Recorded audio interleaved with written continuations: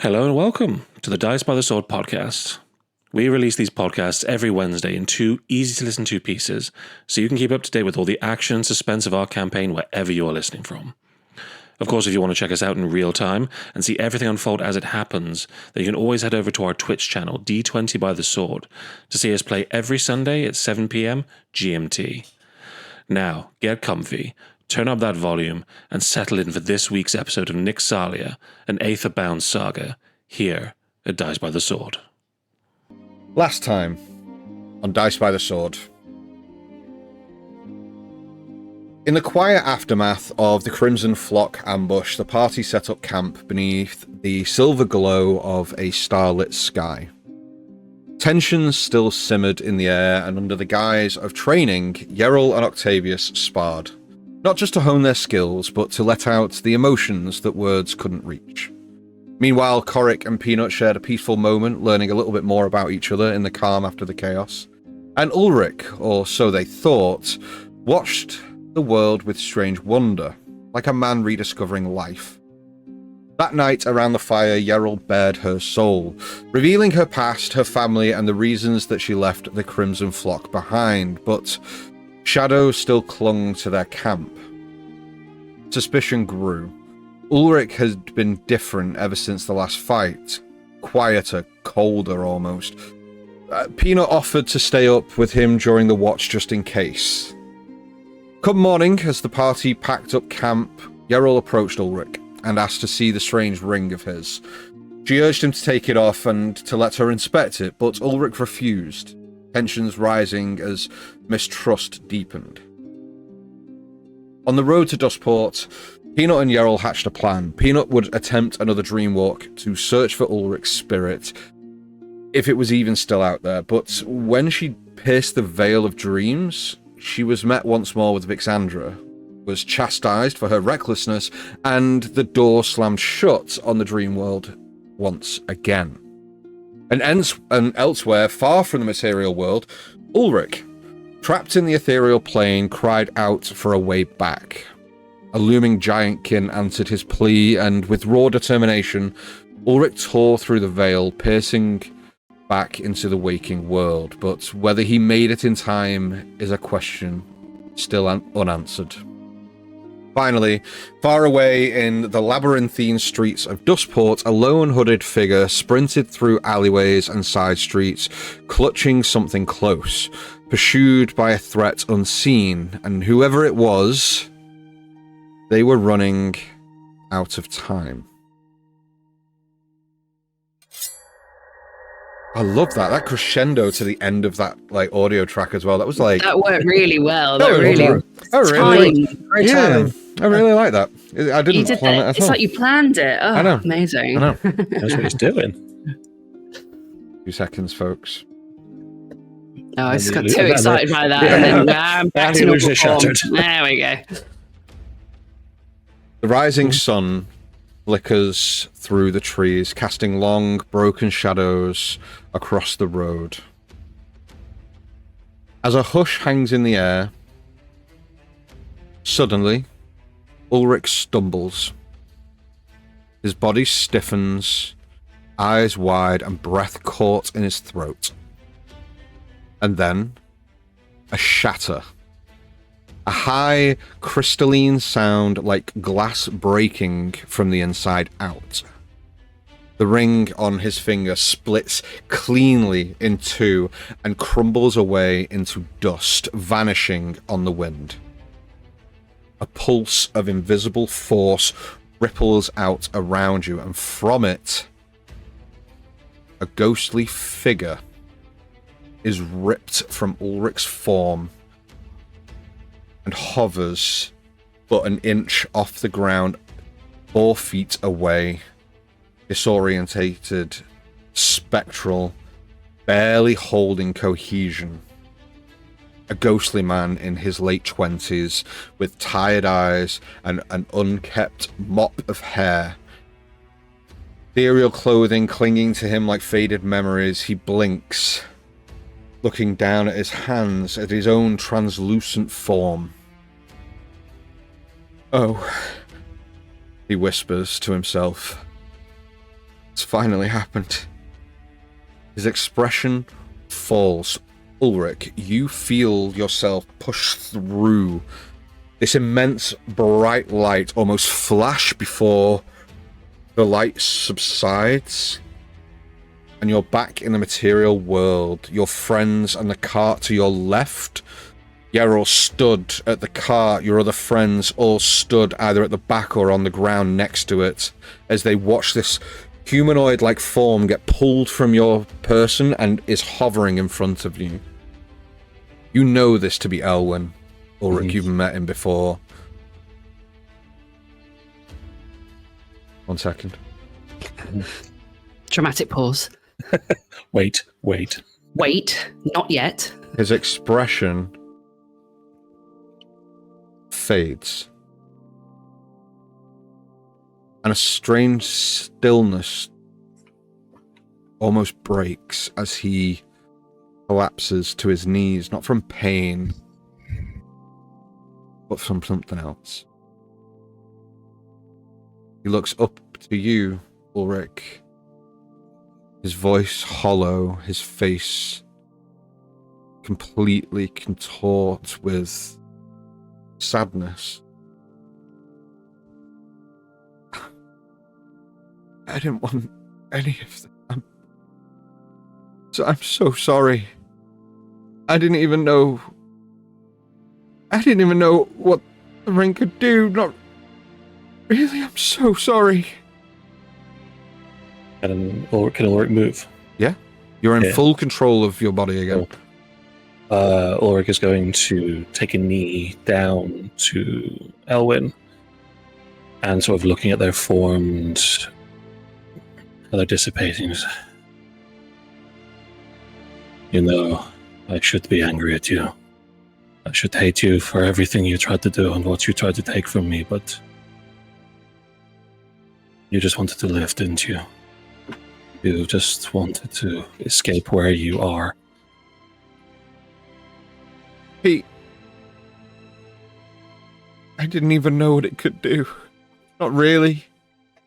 I'm not a hero. I'm not some noble adventurer with a quest. I was just a man who thought maybe I could make something of myself. I found the ring buried under an old ruined chapel out past the Aether Ranges, and I thought it was just treasure. It felt strange when I put it on, but like it fit too well. And then one night it just activated. I didn't even mean to. I blinked and I was there. I wasn't alone though. He was waiting. I was waiting for him. I never got his name. The dark look with a grin, and he looks you dead in the eye, Ulrich. He did the same damn trick. He walked away in my body, and I screamed and screamed until I didn't. And I watched ever since. I watched my body get mutilated at his hands. And then I stayed. There was no separation from whatever that ring was. And I watched and waited, and then you arrived. And then I watched you. Watched your journey, and I swear on my soul, I only took the chance because maybe I thought I could escape. I never wanted to hurt anybody, especially not you, Ulrich. You're everything I've dreamed of when I was a small boy, a brave man with a purpose. And you see his head just completely hang low. His arms just collapse onto his knees. His whole body seems to just shut down. Ulrich looks to Elwyn, and knowing he can't, places a hand where his knee would be, but sort of puts it to the floor so he sees that there is one there. You are a desperate man in a terrible situation. You did what anyone would try to do. I don't like it, but I understand it. If there is a way that I can perhaps put peace to your soul, place where you were put to rest, family that you need talking to. Is there anything you need to make this easier, Elwyn. No. I'd ask for forgiveness, but I don't deserve it. But I need you to know, like, whoever created that ring, they designed it to be a prison. Now it's broken, it means, and you see him look down at his own hands, and now you all see that they begin flickering faintly, and almost like particles begin to just seep off and dissipate into the winds themselves. I don't have long left. Listen well, Elwyn. You were treated terribly. You suffered the fate no man should ever have to suffer. And you did things because of desperation. I forgive you for what you have tried to do because you didn't succeed. And you were never meant to. But listen to me. There is places beyond this, places that will be waiting if you let go of your hatred and your despair. The world tree would take you happily into its canopy and give you a chance at peace. It exists, you've seen it. You know who I am, you know where I've been. Just think of it. An all-encompassing sunlight streaming through the leaves like glass. You could be... Particles start to take flight from other areas of Elwyn as almost like half of his face begins to just, as he looks to you, just thank you. More than I deserve, but may the wind carry you far, and may yours. As his form just completely takes off and dissipates entirely. As he dissipates and disappears, Ulrich will stay on one knee for a short second before grabbing some of the grass he had his hand on and standing up into the wind, and he just lets the grass fly away into the breeze. Elwyn, may Eos see you into the canopies of light, and may your soul be at peace. Goodbye. As you say this, you see the particles that begin to dissipate into the air. Some of them begin to swirl in place, almost around itself, before you see a very small thing just drop to the ground. Ulrich will look around for it and then pick it up and look. As you do so, you see a small whitish silver crystalline form, only about this big, as it just hits the ground. Almost like glass, but not see-through as such, but almost like a precious gem of sorts. He looks to it and then just looks into the sun just to see if light goes through it or anything like that. And just... There is light coming through, but it very much like almost as if there is particles within it, as there is a slight shimmer to it from inside.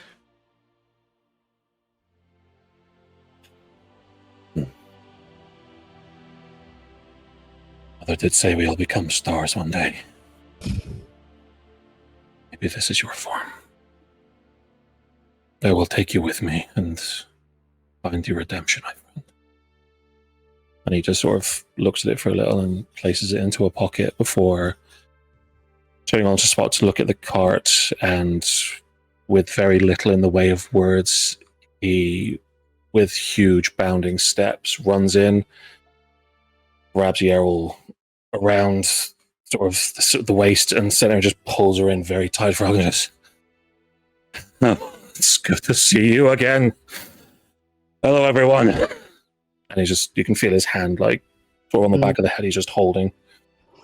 she's kind of gonna almost like her arms are gonna stay out as she's just a bit shocked as to what has just happened and there's a lot of emotions and things, and I think she'll take a moment and then just kind of very, very slowly, just her arms are going to sort of go round him, and almost the moment they sort of touch his back, and it's like she sort of can feel him and can sort of sense his sort of like the heart pounding, things like that. She's just going to just squeeze tighter and wrap her arms and her wings round him, just holding him really tightly. As you do, you just hear quietly, "I'm sorry for everything that happened over the past few days. I was taken by someone else. Elwyn took my body and was trying to get free or something. But everything that was said, everything that happened, I saw it, but it was not me. And I hope you know that I would never treat you the way that he did." You came back. You always come back. I couldn't leave you behind, now could I? You see Peanuts at least a couple of feet away and just kind of eyebrows furrowed a little bit, staring. She's like, are you sure it's you? Ulrich sort of squints back and says, "It's definitely, get up here, come on, here." She immediately races up. You pick Peanut up, and then immediately, as Peanut is sat on your shoulder, just a fist comes down. Yes. Ulrich just, boom. And then she turns, just confident as anything, and goes, "I knew you'd come back." Out of the voice. Yep. He sort of lets go a little bit, and the two hands just place her onto the seat of the cars. "I'm sorry, everyone, for everything that has happened over the past couple of days. It was reckless for me to have put on what I found, and I'm sorry if I have caused any of you pain or anything along those lines. I was clearly not myself." No, that's fine. I'll just shoot you in an arrow again next time. I know you're trying to say things, Octavius. I really appreciate you're muted, man. He's not. He's not muted. Oh, I can't hear a word he's saying. Uh-oh. Whoops. Technology. Say it again, Jack. I'm not going to. I can't hear him at all. Have you can't muted hear him, me. Dan? Go in video and see if you muted him. I would take personal offense to that. Sorry, that was me. You were typing. It was really loud. I need to concentrate. What? Wow. Right, what do you say? It was really heartwarming, and you should probably shed a tear now, Dan, when he says this again. Yes. You would, out of spite, I'm not going to say it again. Out of sheer spite. Okay. Ulrich, with a tear in his eye, just wipes away his beautiful Octavius. I've never heard something so heartfelt from you in my entire life. Beautiful sentiments. Thank you so much, Octavius. That's really heartwarming to hear. You're welcome. You're welcome. Even next time if you want to, absolutely. Ulrich? Corric's just gonna stick his hand out to shake Ulrich's hand. Just be like, "Good to have you back, mate." Ulrich, he grabs you by the back of the forearm and really pulls you in for a proper one. It's like a real bro man shake. Squeezes it. I was like, "It's good to be back. Sorry again. I will be less reckless next time with whatever it is we find in places that they're taken over by gnolls or evil in general." It's fine. Mistakes are there to learn from. I will do better, I promise. I'll be wiser. So, you were on the road, I think, right? Yes, I believe we're getting closer to Dustport, and it's just right. Yes. Okay. we have so much to do. I think so. And she's going to sort of sit on at the front of the cart and just sort of hand him the reins. He'll step up the cart slightly and he'll sit down with a big sort of heavy. Oh, this is much better. Okay, let's go. Everyone on board. We've got things to do. And he'll grab the reins and he's just all smiles and looking around at everyone. Hell yeah. Can we just have one day where we do not encounter something superstitious or natural? I just want to relax for a bit. I wish we could, Octavius. It just never seems to happen that way. It is only by us. No one else has this problem. I promise I will try to keep my soul in my body from now on. If we could just keep doing that. This is why, as you'll turn to Peanut and say, this is why we didn't put that strange medallion on yourself, because you this see is Peanut just kind of putting it back in a pouch like yeah, that. just put it back. No. Like, no. Or it grabs and just, no. We're going. No, Timmy finds it. Ulrich, you take the reins of the cart, Maisie. you whip Maisie into action, and the cart sets off. The road south curves gently through the rolling hills of the Stormward province. The land here is vibrant and open, wind-blown grass swaying in long green waves beneath a sky streaked with gold and lavender. Wildflowers bloom in scatterings along the path, and birds wheel overhead in early daylight. There's a serenity to this stretch of Soltharin, the calm between trials, a place where, for a moment, the weight of past battles, past hardships can seem very distant. Before long, you see it in all its glory, Dustport, a jagged silhouette cut against the sky, vast and alive. Even from miles away, you can see the bustle of it. Skyships hovering in docking lanes, smoke rising from a dozen different districts, and towering spires of industry piercing the clouds above. A faint hum of activity rolls across the open fields. What Whistlestone was to tradition, Dustport is to movement, to noise, to shadows. It feels like a city with secrets, and it is calling. As your cart crests the final hill and begins to descend, the road starts to level out and join a more heavily trodden thoroughfare.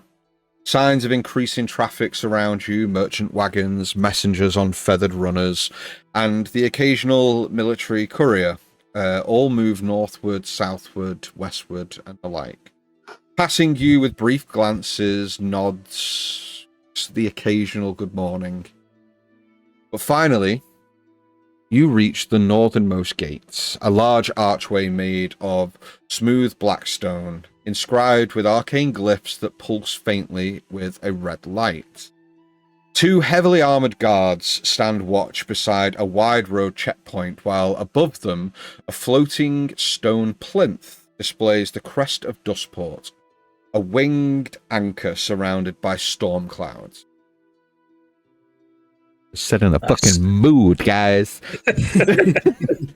All right. World lore. Love it. You get some lore. You get some lore. You get some lore. You get some lore. As the cart slows before the massive gate, the two guards step forward from their post beneath the archway, both clad in dark lacquered leather with polished brass trim, and they both bear halberds etched with stylized versions of Dustport's crest. One is a surly-looking human woman with sharp eyes and a curled scar running down her face and along her jaw, while the other is a feathered, stooped figure, an Aarakocra, whose once bright plumage has dulled with age, though you can see that his eyes still carry the weight of scrutiny. The human speaks first, holding up a hand, and goes, "Halt! You're entering Dustport. Name your business in the city." We are just here to meet some business associates of ours, that is all. Right. Okay. As the human woman is kind of like looking towards you all, you see that the Aarakocran just kind of, with one flap of the wings, just kind of goes up about 5-10 feet just to kind of get kind of an eagle look within the cart before it back down. All right, well, keep your feathers clean in there. Dustport swallows the unprepared. That sounds both fun and worrying. Well, Thank you for the warning. yeah, you just watch yourselves now. The city doesn't care if you live or die. Thank you. You're the guy that greets people. Oh, Not no. very good at your job. That's someone else. He's on break. Now I understand. Okay, yeah, makes sense. Makes more sense. The car carries on. And the gates creak shut behind you. The wind carries a dozen new smells: spice, steel, soot, citrus, whetstone. Before you lies the city of Dustport, sprawling and alive, built in layered terraces along the descending cliffside. Its skyline is a clash of slanted rooftops, metal domes, and towering skyship gantries, mechanical ribs of iron jutting into the sky like the remnants of a sleeping leviathan. The city is loud. Bells chime somewhere in the lower ring, children laugh and chase each other past crates of exotic fruit. A pair of grizzled workers shove a cart down a cobbled street, their boots ringing out over the sound of hawkers shouting deals in 3 different tongues. The upper terraces are lost in a swirling patchwork of smoke, mist, and the sun casting long shadows across the tallest spires as it filters through the clouds above. To your right, a skyship hovers lazily over the central dock tower, suspended on wide crystal fins that shimmer with ambient magic. Its hull is weather-beaten and patched, bearing no colours at all, likely a privateer. To your left, the winding streets disappear into narrow alleyways, where figures lean in shadowed doorways, watching passers-by with unreadable expressions. Stray laundry flaps from balconies above, and you hear faint music, played pretty poorly, but earnestly, from somewhere deep in a maze of buildings. And Everyone looks fine sleeping now. Yeah. At this point, Peanut's kind of going, "Oh fuck!" Like break pipes. You see that there is a large sign nailed into a nearby post that reads, "Welcome to Dustport. Dock fees due weekly. Keep your blades sheathed. The Air Marshal watches all." The city isn't like Whistlestone. It moves faster. It speaks a different language, one made of whispers, trades, half-truths. Every second here is bought with coin or a glance. And My kind of city. somewhere in this tangled hive of smoke and stone is Keon. Where would you like to start looking? The taverns, the docks? Do you want to ask the locals? Dustport is yours to explore. Yeah, just one quick sort of bit of keeping from my thing. So two things. When we were coming into this place, you said we saw groups of mercenaries, right? Or like groups of soldiers sort of walking. Oh no, like mercenary couriers. So you will see couriers that might have a band of a couple of mercenaries with them. Have I seen any Goliaths on the way in? Any other giant kin, or has it mostly just been people? You may have seen a couple. They may have seen a couple, maybe a Goliath merchant, a reliant Goliath merchant. Goliath. That's what Goliath. That is how people with a weird accent say giraffes. Can we go see the giraffes? Sure. You ain't seen no giraffes? Anyway. Sorry. You will have seen some Goliaths. Yeah. Just wondering, is there a stable or a place where we can leave the cart and horse as we go in? Absolutely. As you kind of enter the city itself, just off to the left-hand side, as you kind of saw where the airship was, there is a large stable that runs the line of the large walls that encompass the perimeter of the city. It is quite a large building, but there's no guessing as to what it is. There are horses within paddocks there and all the rest of it. Yeah.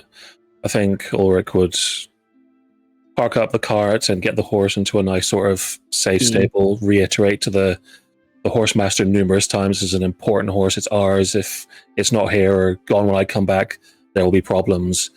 Please look after this horse for us. Yeah. I imagine Yarrow and Peanut are going to be behind just being like, keep a really good eye on this horse. This is a good horse. Just backing him up. My lovely horse. Lovely. Once all that's set up, Ulrich sort of looks to everyone and says, well, I know we came here for my business. Keon sent me the message. He said he'd be at the Violet Lantern. Violet Lantern. I don't know if you want to head straight there, but we have a bit of time, I imagine. It's been a few days since he asked me, so. I mean, we could head straight there. I mean, if do we know where this place is? I've never been to Duskport. Has any of you? No, I've not. Karik, Octavius, have you been here before? What was that? Sorry, I was just looking at the things in the sky. They're fascinating, aren't they? They are, yeah. They're very beautiful, aren't they? They're. I've never had the opportunity to go on one of this guy's ships, so it'd be maybe that's something we can do while we're here. But have you either of you been to Duskport before? Let's steal one. Oh no! Rose just goes up, put a hand on Octavius' shoulder, and go, "No! We are new to this city, and we need to find." Here comes the talk. And then talk again, like, all right, mother, I understand. Now, we keep our hands in our pockets, and we keep those kind of ideas to the back of our head, okay? I'm older than you. I want you to remember that. It doesn't matter about age. It matters purely about that I am right and you are wrong. So that's where we are. I'm big, you're small. Yeah. Exactly like And there's my mother. nothing you can do about it. But yeah, we can like ask around a little bit because I haven't been to Duskport either, pretty much. But it would be so much fun to look around, ask people around, find all its dark secrets, and you can see him like look around a little bit. All of the shops. You're just gonna be like, focus, stay. We got to find Keon, okay? Okay, yeah. Let's find Keon first and see what they need us to do, and then we can let that manifest, okay? She's just gonna like at your face. Yeah, we'll see, and you can see him like put on his mask pretty much as he's in a new city, so he can finally try it out a little bit and hide his identity. But yeah, he has never been here, so that's exactly the reason why he'll be on the lookout for a casino. Dave? Oh, hey, Dave, when did you get here? We have a new party. Hey, guys. I forgot about Dave. You are You Dave? forgot about me, Corrick. Oh, man. Like, we've known each other since childhood, man. How can you forget about your friend? Okay. Amazing. What do you guys want to do? Is there seem to be maybe like a town hall or like some sort of like center of it that we could maybe like get to try and sort of ask, or what, are we in the center? Not so much. I mean, there is a town hall. There isn't a center because this is like a multi-tiered city, right? So there is like three or four different kind of levels to the city. But if you're looking for a tavern in particular, or what is it you're looking to do? Is that where are you thinking town hall to ask for the location of somewhere? Yeah. So like somewhere that would be official looking, that would know of Welcome either, to the like- Duskport Information Desk. Yeah, literally. That's what I'm Yeah. looking for. So thinking like if there was like, or even just like the nearest shop somewhere we can go into and say we're looking for this tavern. Yeah, Do you know where there's it loads of places. There's like little kind of bakeries, people that are hawking goods. There is you might, Jack, because I can hear your little brother in the background. There's passers-by. You can see who's local, who's not. There's lots of opportunities to kind of ask for directions. Yeah, maybe just go into the nearest building, be it the town hall or something, and just we'll go in to ask then. Okay, the town hall is nowhere near where you are, but there is a shop. You just kind of go into a bakery or something. Yeah, bakery or the nearest shop or whatever it is that's closest to where we are to go in and ask. It's always bakeries, yeah. So the closest shop to you is not a bakery. Just to piss you off now. What was it before? What was it before, Jack? In spite. So you see to kind of a few, like maybe about 50 yards down the road from where the stables are, you see that there is a kind of a dusty old bookstore. And as you kind of go in, there is this kind of older gentleman kind of behind the counter. Books strewn shelves all around this place. It's from floor to ceiling. Bookshelves. A lot of the bookshelves at the kind of top level have got dust on them and all that kind of shit. She kind of goes, yes? Oh, hi. Welcome in to Bartholomew's bookstore. Oh, thank you so much. We were just wondering a couple of things, actually. First of all, do you perhaps sell maps of the city by any chance? Oh, no, unfortunately not, no. This is a bookstore. If you want tomes on certain historical events, or I believe I have cookbooks and all sorts of things in here, but not maps, unfortunately. Oh, okay. That's absolutely fine. But also, I wonder if you maybe be able to assist us. We are looking for a specific tavern in Duskport. Yes. I don't know if you know all the taverns in the area, or... but we were looking for, she's just going to tell me, all right. Yeah. By the red shade of your nose, I can tell you like the taverns. She's going to turn to Ulrich and say, sorry, what was it called again? Sorry, we are looking for the Violet Lantern. Oh, the Violet Lantern, yes. The Violet Lantern, that's over on Lipstone Row, up in the middle tiers. Yes. Liftstone Row, did you say? Yes, Liftstone Row, yes, up in the middle tiers. Yes. Oh, okay. Okay. Well, thank you very much. We'll head that way now then. Thank you so much, Bartholomew. You're not gonna buy a book? I mean, Actually, okay. Yeah. Okay. I was always interested in actually cooking something of my own. Do you have the cookbooks? What kind of cookbooks do you have? Any ingredients? Anything special that you like? Anything spectacular? Maybe cakes, actually. Desserts. Yeah. Do you have a dessert cookbook? Yes. Never seen you so animated. You kind of see him just kind of like go exciting. over to a shelf and just kind of like pull off like 2 or 3 books and put them on the counter. He goes, well, we have kind of my first baking book here. This is kind of designed for people who've never baked before. We have an intermediary book that kind of, this is when we get into kind of cheesecakes and two-tiered things. And then you've got the more kind of show-stopping, kind of make a cake look like a horse kind of deal in this book here. What do you want? Let's go with the beginning and the intermediate one. That sounds like fun. Absolutely so. The beginning I've book. never seen him this enthusiastic before, by the way. You were all in shock. So it's 5 gold for the beginner's book and 10 gold for the intermediary. So 15 gold in total. Would you like a bag? 15 books in total. 15 gold in total. Yes, you give me gold. For I give. books. Yes. Pages. Yes. That is such a good bargain. He gives him the 15 gold. Would you like a bag? Oh yes, please. That'll be 3 copper. Saving the environment, you know.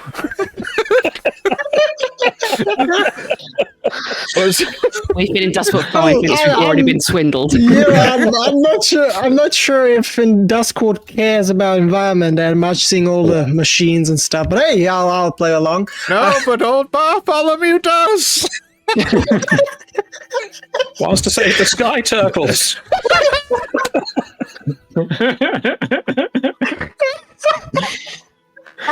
Never forget the sky turtles. He hands you the books in your bag and kind of bids you on your way. So you leave with 2 cookbooks. Not the sky turtles. Yeah. Well, they swallow so many bags every year. Insane. Plastic. Insane.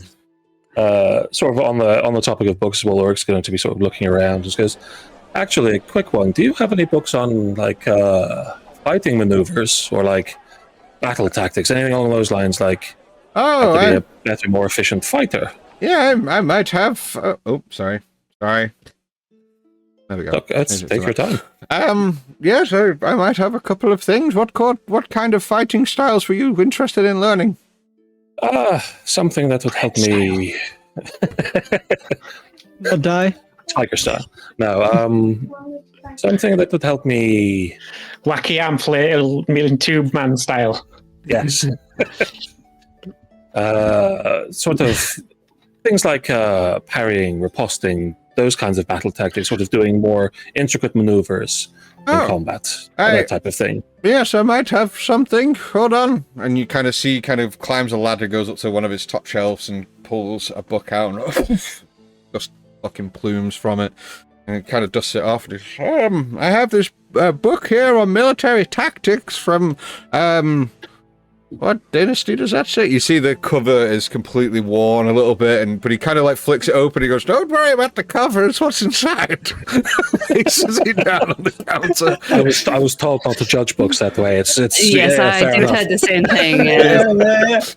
And he pushes it forward. You open the book, and the contents of it are kind of military tactics, formations. There are some kind of stances, training things, that sort of thing inside it. But it's quite a hefty book. Yeah. If Ulrich, just because I'm thinking about it right this second, if Ulrich was to spend time reading it, do you think it would help lead into other things such as learning to do? Then he will read it, go, "This is a good book," and will aim to purchase the book. Cool, that's 150 gold. No, I'm joking. I'm kidding. He's going to charge you. He's going to charge you 10 gold. That's fine. Ulrich happily hands over. Do you want a bag? No, I care about the sky turtles too, so I will just carry it on myself. Save the planet. I like you. Hands you Oh, come on. It used to be part of Greenpeace. What did the sky turtles ever do to us? He pulls a small pin out from under the thing that says "Save the Sky Turtles" with a turtle with wings on it, and just hands it to you. And he goes, "That's for you." It's canon now. There we go. Yeah. So Literally, pins it straight on, just like I love turtles. You feel good now? You feel good now about yourself? Absolutely. Why wouldn't I? I'm saving the turtles. But who's gonna save you next time? Me. Okay. I was going to sort of just kind of after Ulrich walks away with his book and not just say, but by any chance do you have books on potions and things to alleviate things like poisonings, petrifications, anything like that? I don't have a book on potions as such, but if it's tinctures and curing remedies that you're looking for, I have a book on herbalism that might do you well. Yep. You can find some natural herbs and plants that you can turn into your own kind of tinctures and things. Yes, that sounds perfect. I'd love to get that book, please. Wonderful. He hands you, or goes, collects it, puts it on the counter.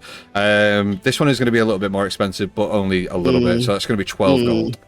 Okay, we'll pay that. Thank you so very much. I do not require a bag. I also care for the sky turtles. Perfect. Luke. Yeah, Corric's gonna walk Sorry, up. Coric. He's gonna walk up to the counter, and his goggles are just gonna be on top of it, and he's just gonna go. So, have you got any books on like machine magic, or ether crystals, or how to get tall? The airships? Because I'm quite interested in what's going on up there. They look really exciting. He has tons of books on airships, aether power. You are in the mecca of airships in the southern region of Soltharan. There is plenty of literature here.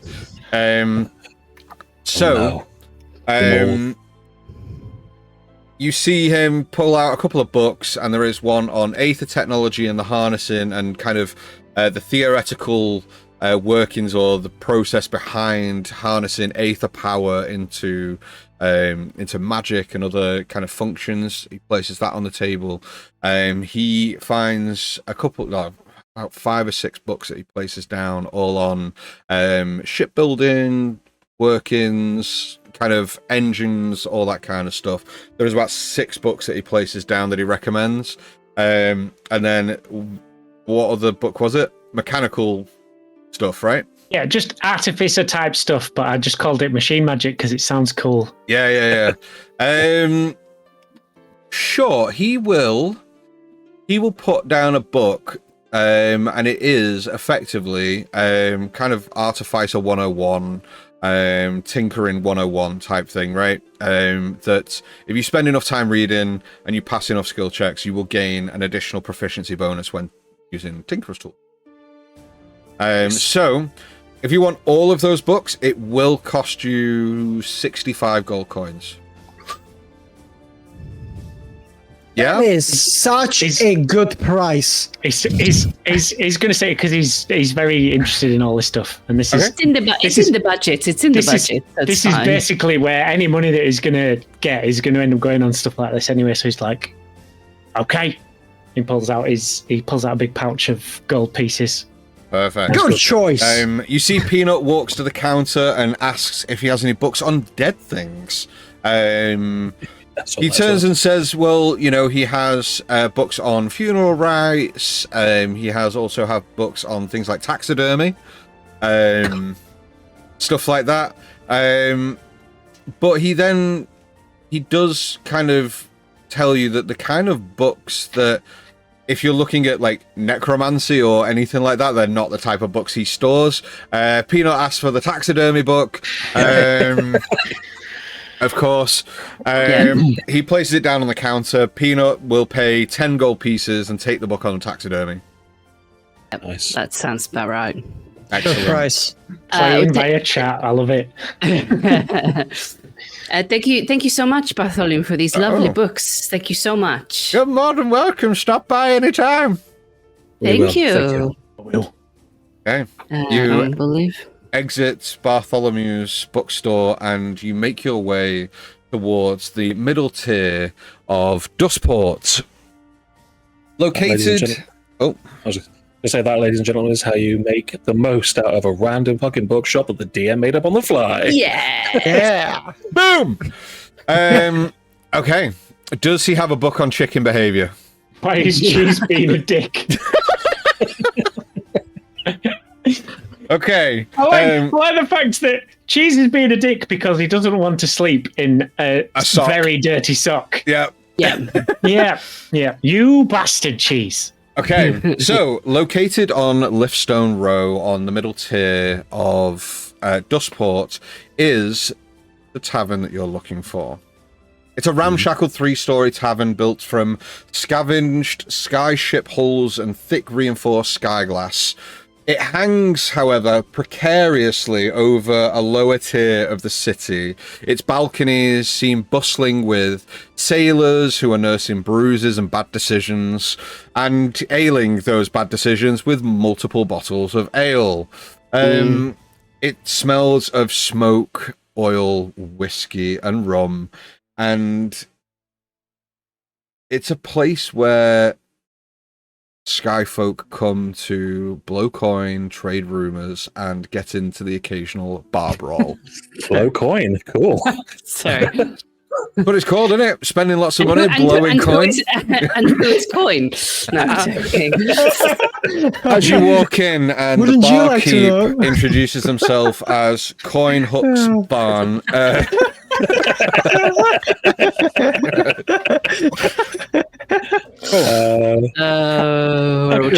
can we get to the middle tier?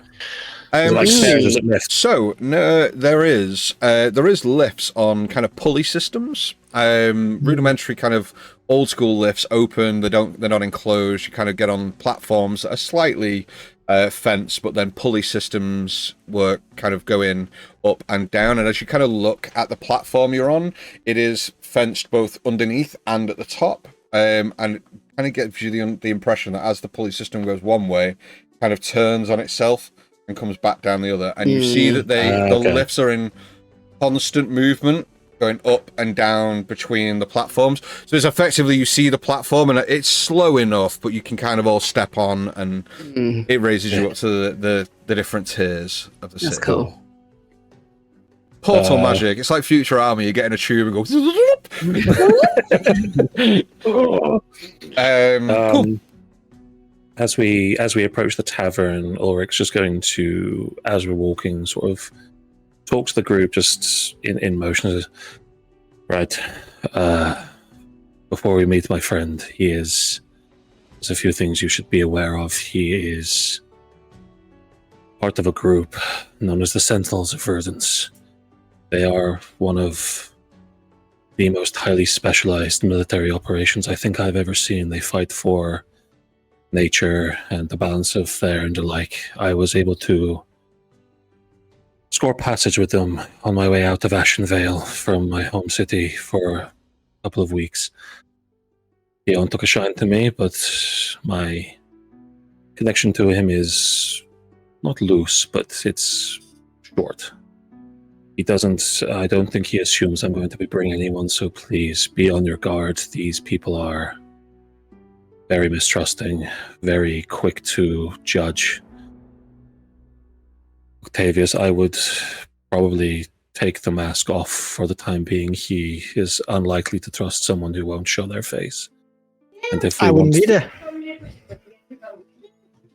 Okay, Dave, I would take off the mask because he's very unlikely to trust someone who won't show their face. I wish I was being a little more lighthearted about this, but these are very, very intense soldiers. The most I've ever met. So be on your guard and just don't take them lightly, okay? Okay, we'll let you lead, and we can follow a little way behind so that they know they'll recognize you, I imagine. I will do the introduction, but it is good that you should speak to yourselves. He's a judge of character and will probably want to know that each one of you is trustworthy, not just by my own word, but by his own intuition. So, yeah, it'll be fine. I just want to pre-warn you of these guys. So, who wants a drink? It's been a while. Yes, I suppose we'll get the drink. What does everybody fancy? Just some ale would be good. Yeah, same. Okay. Or else, like it, Duskport style. Yeah. Okay. And Ulrich will lead them to the tavern. Okay. As you step through the warped iron framed doors, you are immediately struck by a dense haze of pipe smoke and the layered scent of ale and whiskies and the like. You see that there are multiple tables, all having people on. The tavern is loud, not just in sound, but in presence. Every surface seems to hum with life. The floor beneath your boots is made from mismatched planks of skyship decking, smoothed by layers of bootfall, but is still bearing old burn marks, storm scarring, and the occasional nameplate of a fallen vessel embedded into the floorboards themselves. The ground floor itself is dominated by a long curved bar fashioned from a ship's broken hull. Its wood still painted with a faded livery from an old trade company. The bartender is a hulking, bear with me. You see, sorry, not a hulking, a wiry half-orc individual, suntanned, seems to be missing 3 fingers on her left hand, replaced with a rusted metal hooks, a shock of silver hair tied into knots at the back, and she wears a faded duster over flight leathers. You see that rusted gears and non-functional skyship components hang from the ceiling alongside like old flight goggles, braided ropes, battered flags from airships long gone. There is lanterns that swing from open wall panels, giving the whole place like a faint flickering glow inside, like an old engine room. To your left, there is a stairwell that leads up to the second floor. But you see the bar in front of you, and as you approach, you see the kind of bartender turn and go, "Yeah, you all right?" I love theme restaurants so much, like TGI Fridays are there. I want to see the Prince. I want to see the Prince decorations. Well, in chat as well, Joe has said Peanut wants apple juice, and I don't know why, but I just imagine she has a carton with a straw in it. Yeah. Okay. Oh, yeah. Okay. Well, Peanut isn't playing via chat, so we're not going to carry this on. If there's important things happen in chat, then I will pick up on it. But apple juice, please, thanks. I just read it, and there was just this image in my head. A little carton. You asked what I wanted to drink. No. Cool. What do you guys want to do? Do you want to get the drinks and we'll go and find the booth or something, somewhere to sit down? Yeah, try and find it over there in like sort of like one of those open cockpits. That's cool. I like this place. It's fun. Oric's going to turn to the barmaid. He's like, "Afternoon. Just 4 ales, please." Right, you are. And she turns, and she's got this like real low, guttural kind of orcish voice to her, and she kind of turns, pulls, grabs the neck. No. Picks up 4 tankards and begins to pour ale in 4 tankards, and gives you another kind of half glass with some apple juice in, and places it on the bar. Nice. It's here somewhere. So that'll be 4 silver and 2 copper. Ulrich just hands over, just puts a gold piece on the table, just not having changed. Like, keep what's left. Thank you very much. There you are. And as he takes up the tankards, he's going to start scanning the whole room to see if Keon is about or anywhere just in the local vicinity. But as he's walking very casually, just like making a look at. I will not ask you to make a roll because you look everywhere. You scan every table, every face. Keon is nowhere to be seen. Okay. As he comes to the table and sort of passes all the drinks out, well, my friend isn't here, but I can't say I'm not surprised. It was a few days ago when he sent that letter. Maybe he'll turn up, maybe he won't, but I don't want to ask too much of his name. Is there somewhere that maybe we could leave a note or send a note to him to say that we're here and that we could meet somewhere? Thinking back to when Ulrich was traveling with Sentinels of Verdance, did they use any names, codes, anything that they would use within taverns to send messages and make people aware without actually using their names? Were they that kind of outfit? Not that they would have disclosed to you, unfortunately. No. Not that I can think of, and I wouldn't want to use his name outright with anyone in this place. I doubt he's used it himself, so... Oh, okay. And we can't quote the name of the group that is part of either, I imagine. A place like this, given what they do, I wouldn't like to. It might include us in some business that we're ill-prepared to take on if they already have business here. Maybe a simple description would be fine, rather than saying a name or name of the group. We could just describe the person and maybe people will be able to know. Thinking back on Keon, what did he look like, GM? You tell me, he's your friend. You made him up. Just a 1-2 ping pong there with that one. So you know that It wasn't me. It was the one-armed man. you know that Keon is a half elf, early 40s. Keon he wears a lean build of a man who seems to be always one step ahead of trouble. You see that he has long dark hair, or you don't see, but he has long dark hair pulled into like a wind knot behind his head, streaked on his temples with silver. You know from when you were with him that he wears like a long sky faded coat, skyship leather reinforced with sort of metal studs and reinforced cloth at the shoulders. Kind of worn by veteran navigators, and he has a stylized compass rose which is stitched into the collar of the jacket. Okay.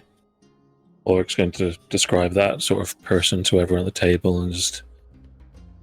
I don't know if it's just a case of waiting or if I should take a look around, but I'm not really good at finding people. It's not my area of expertise. Please just leave that to me. I happen to be quite good at this stuff like this. Ulrich just looks at everyone and goes, what did he snap? Yara's just going to roll her eyes. Like, not this again. Okay, Octavius. After dinner, because I'm a bit tired at the moment and I need something to eat. So we haven't eaten in a few hours now. Well, maybe we stay here for a little bit. Have some drinks, have some food, familiarize ourselves with our surroundings and things. They may come in, and then if they don't, maybe we go out and see maybe other taverns or maybe other places we could find them. Maybe. Potentially. This was the one he told me to look into, though. So I would imagine a man of his caliber and the way he runs things, he will be here at some point. I can wait if the rest of you wish to do business, but I don't mind holding down the fort if it takes too long. Get some jalapeno poppers. I love it here. Well, let's get some food then, and maybe some more drinks, and we'll stay here for a couple of hours, a bit, maybe just to sort of take our time and see if they come in, and maybe if not, you can stay here or something. We can go out and have a look around for a bit more, see if we see any similar kind of people. What's good here? just take a menu or something. I imagine, I don't know, is there a menu? There's not a menu, no. No, okay. Is there a QR code? This isn't TGI Skyways. Oh, I don't know. Are you sure? Are you sure? That's in a different part of the city. Oh, is it like more like Hard Rock Cafe? Is that the vibe? Skyrock Cafe. Skyrock Cafe. Yeah. Guys, Brandon, these are fucking gold ideas. So there is a QR code. Yeah. Second half of this campaign is just dealing with like unruly customers in your Skyrock Cafe, like on a Friday night. Yeah. Taking the sky turtles on the side. I mean, we're just doing everything. Aren't Adventure is just painting itself. Yeah, man. saving the world, man. Okay, so you need to go up to the bar to order food. It's one of those kind of joints. Spoons. Yeah. We got 3 awful Englishes, please. What's the table number? So the thing where the menus are, it's on that. It's on the stick. Yeah, it's on the spoon. On our table. Somebody go back, grab a tray of condiments and bring that over as well. Make sure we don't want to not have any Frenchies. Okay, so Octavius, you stand up from the table and head towards the bar in order to order some drinks and food. Oh man, why me? You said leave this to me, man. so we're leaving it up to you. Not the food. But yeah, he's always going to say yes to food, so absolutely. You approach the bar and you see the half-orc lady turn and go, yeah. Oh, sorry, could we bother you for some more drinks, another round for me and my friends over there at that table, and something to eat, something of your specialty? Yeah, so 4 ales and an apple juice on it. Yeah, and some food would be nice. You see, she just kind of turns without saying a word, grabs 4 more tankards, starts pouring ales and an apple juice, turns, places them out and goes, "What kind of food you want?" What kind of food you get? All sorts, really. Hamburgers. We've got chicken, beef, pork, salad, if you've into that Let's sort of just thing. do a bit of a surprise. Get that way, Clyde. Surprise. Oh. All right. Yeah, I can get that sorted for you. Yep, just put it on that guy's tab, and he pointed at Ulrich. We don't do tabs. You need to pay now. That guy's Seabass. He's going to pick it up for me. Well, how much is it gonna be? And he pulls out his pouch a bit. So if we do 1, 2, 3, 4, that's 5 meals. Let's call it 2 gold. Oh. Okay. Yep, and he puts down the gold. He pays very happily. Why did you sound so disappointed? Oh. Only 2 gold. I thought they might Not charge more. That's pretty disappointed. good. That's not my disappointed face. It's more like, oh, just that much. Okay. Like, if you haven't noticed, I do very good reactions when it comes to money. Like, my reactions are not what they're supposed to be, apparently. You need to understand, Only lawyers know the like, when a lawyer does, it means like, yes. But, yeah. Damn, you pay the gold. Anything else I can help with? Yeah, do you perhaps, out of absolute curiosity, have you seen anyone fitting like a smaller description of a half-elf around here? Maybe around his 40s, 50s? Doesn't ring Black a bell. hair? Doesn't ring a bell, love, but if you're trying to find someone, Drift Markets, find a girl called Whisper Ven. She's breathing, and in Dustport, she's your best bet. Okay. What was the market again? It's the Drift Markets. All right. Well, thank you very much. I appreciate that. And he grabs all of those trays just with his small body and just slowly goes to the table and just hands out the food. Yeah, One chicken, 1 toast, 1 steak. Looks like Octavius has missed his calling. They should have been in table service. Yeah. You head back to the table. Mm-hmm. Yeah, I go back to the table, just handing out the food, and he sits back down, just starting to eat his whatever the hell he got. What did you order? Did you just get a bit of everything? Yeah, pretty much so. She gave a lot of stuff, so I just picked everything around, and a small. Charcuterie. That's what this is, right? Yes, that's what it's called, isn't it? So fancy. Oh, very much so. Yeah, don't worry about it. But yeah, you guys enjoy the meal for now. I have a small thing to do. I'll be on the track. I'll meet you guys here. Just stuff. Where are you going? To the drift market. Oh, what's that? Oh, what's that? Is that the market here? Have you got some supplies you need to pick up? Let's go with that. And he stands up and. Or should we go with what you're actually doing? Where are you going? Don't you want any kind of backup or? Should some of us come with you? No, you guys enjoy the meal. I'm pretty sure I can do this by now. Besides, it's just talking, isn't it? Who? A person. Whisper when? Oh, what is it? What are you whispering? Yeah, I thought of that too. Have you got some supplies you need to get from this person? No, just more information about the person Ulrich was actually talking about. I got into a small chat with the barmaid, and apparently the person we should talk to if you were trying to find a person is Whisper in the Drift Market. So I'll be going off to talk to her a little bit. Maybe find some more information, do some stuff. Don't worry, I'll not be giving out any too valuable information for this. Don't want to get your friend in trouble. Oh. Should Ulrich go with you? I mean, he knows the person. Yes, it seems a little odd you just go on your own. I'll come with you. I've not been places with you before. It'll be a good time. Yes, That is so true. me and Korik, we can sit and chat about, about the mechanics and things that he does, because I need to learn a bit more about it. I'm just going to start turning to him and be like, right, so what's a wrench? And then just So, as Ulrich and Octavius, you both turned kind a little of... bit French then as well. What is a wrench? What is a wrench? What is the purpose of a wrench?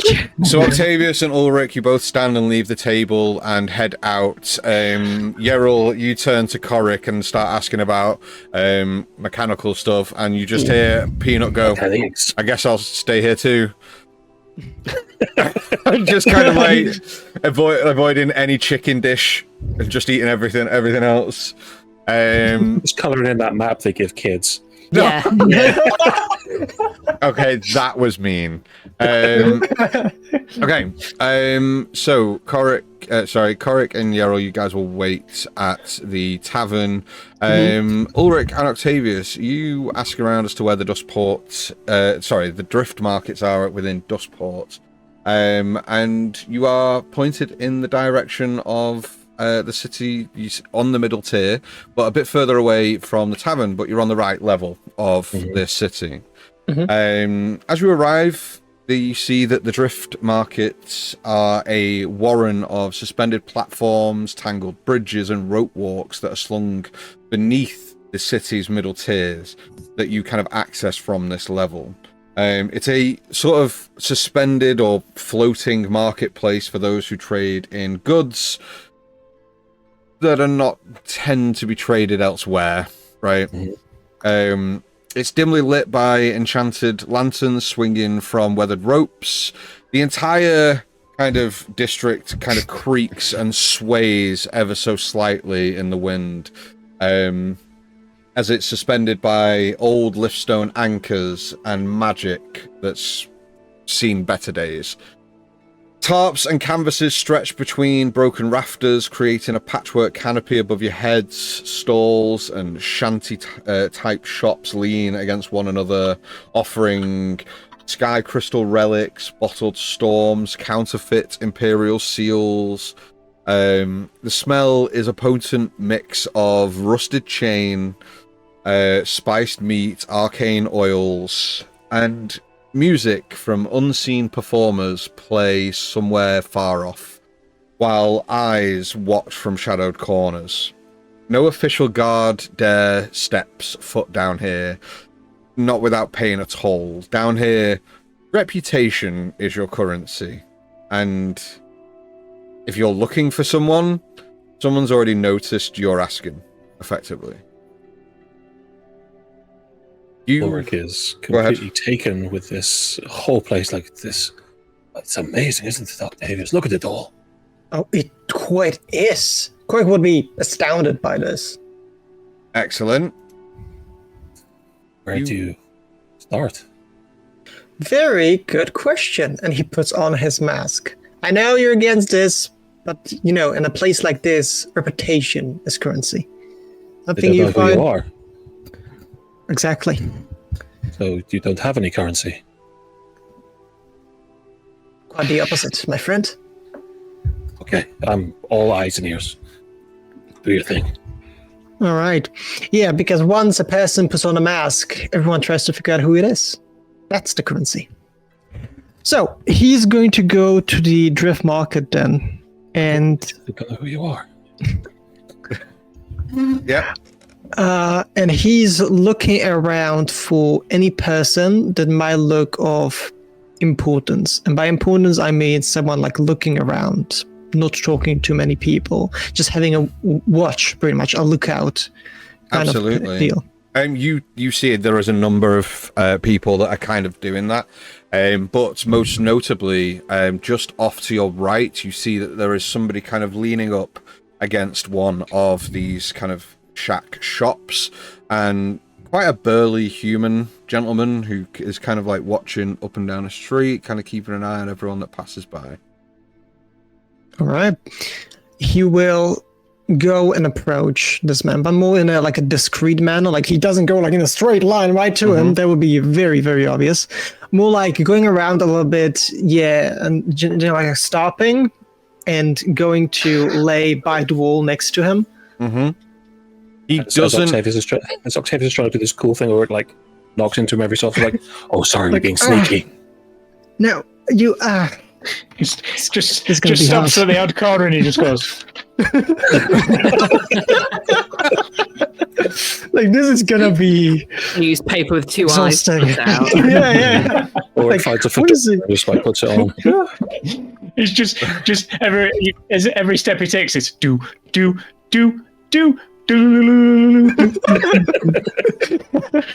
And just pretty much laying on the wall a little bit, not like right next to him, but a feet away from him to make it so. With his mask on, not really many people seeing him talk this time, so that's pretty valuable for him.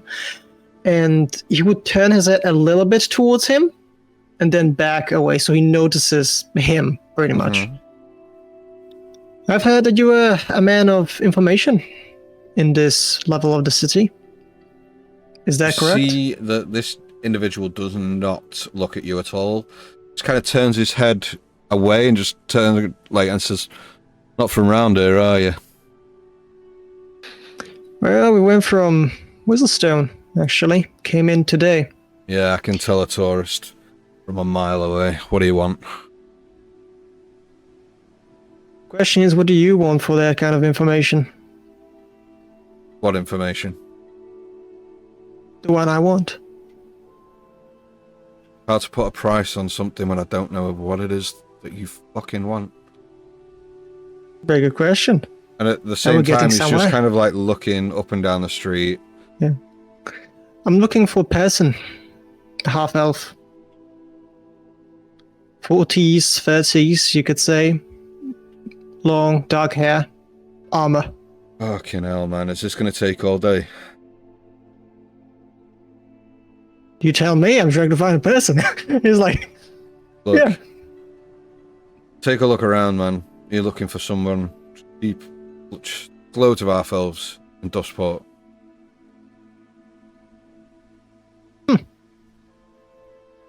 Is your name Whisper? No. And at this point, his head kind of snaps towards you with this kind of look on his face and just kind of goes, "You really aren't from round here." Oh, absolutely not. Thank you very much for noticing. Could you perhaps point me to the direction of Whisper? Look. You stop talking and I'll tell you where you need to go. Deal? Sounds good to me. You'll find it in a central pylon. Follow the 3 hanging lanterns to the door with no sign. Knock twice, wait, knock once. Don't try anything smart.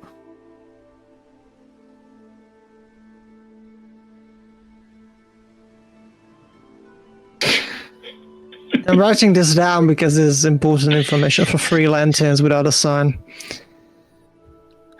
I'm just enjoying Ulrich being discreet. It's great.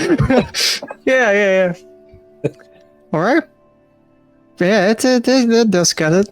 Thank you. And he flips a gold coin to that guy, and He begins to literally, the coin bounces off his chest and hits the ground, and he just looks to the coin, looks up, and begins to look up and down the street again, as this coin kind of spins and then just settles on the floor by his feet. Yeah, he's gonna leave that. He's going to go to Ulrich. All right, we got a few new directions then. Why did you throw a gold coin at him? Good to see. Is that what you do? Is that like a thing? Do you throw gold at people? Only me, I think. Yeah. That seems very successful. Yeah. You're, It does, doesn't it? It always works. so where are we going? Sure. Apparently a small place where there are 3 lanterns without a sign. Knock once, wait, knock a second time.